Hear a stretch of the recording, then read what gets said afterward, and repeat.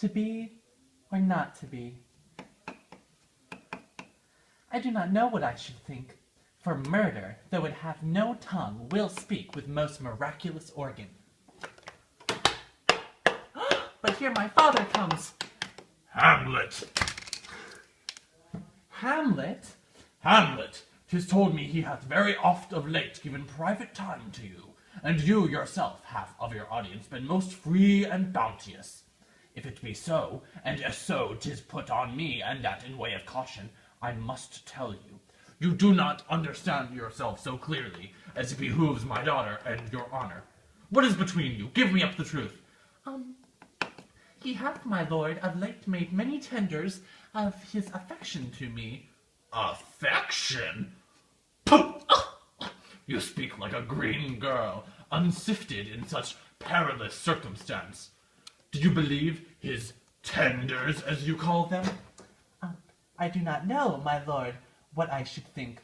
Oh, marry, I'll teach you. Think yourself a baby, that you have ta'en these tenders for true pay, which are not sterling. Tender yourself more dearly.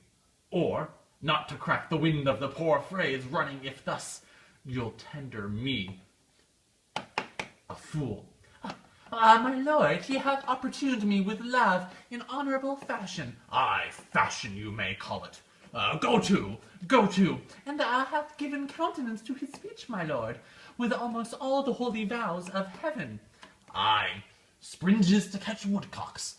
I do know when the blood burns how prodigal the soul lends the tongue vows. These blazes, daughter, giving more light than heat, extinct in both, even in their promise, as it is a making, you must not take for fire. From this time, be somewhat scanter of your maiden presence. Set your entreatments at a higher rate than a command to parley.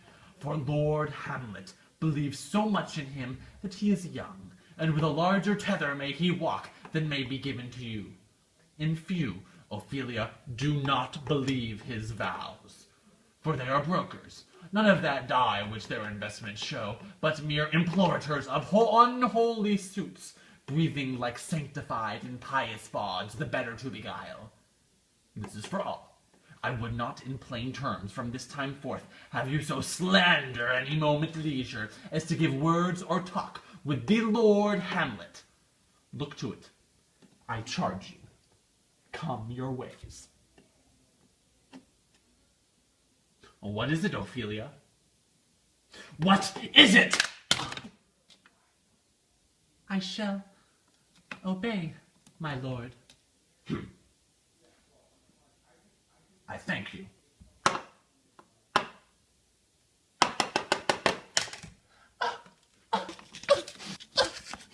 Oh, vengeance! Vengeance!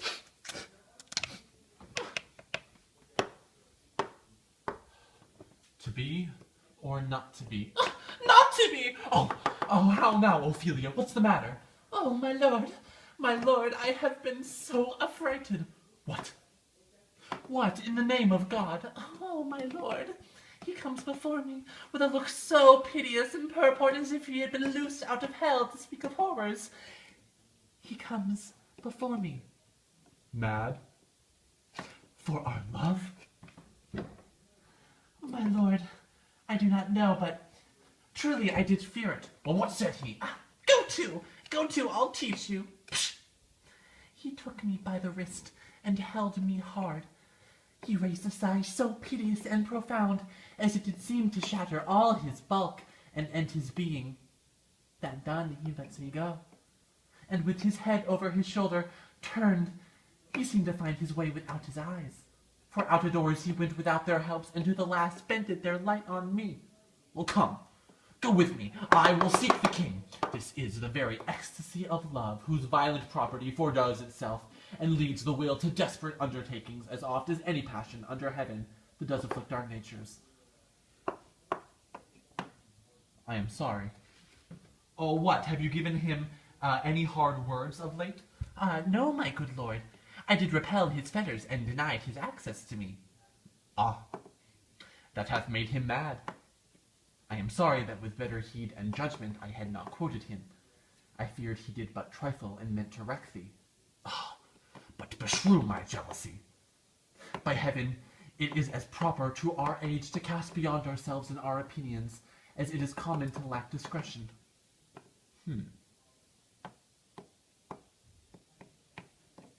Ophelia, is your father dear to you? Well, why ask you this? I think you did not love your father. Will you be ruled by me? Oh, aye, my lord, so you will not o'errule me to a peace. To thine own peace. My lord, I will be ruled. The rather if you could devise it so that I might be the organ.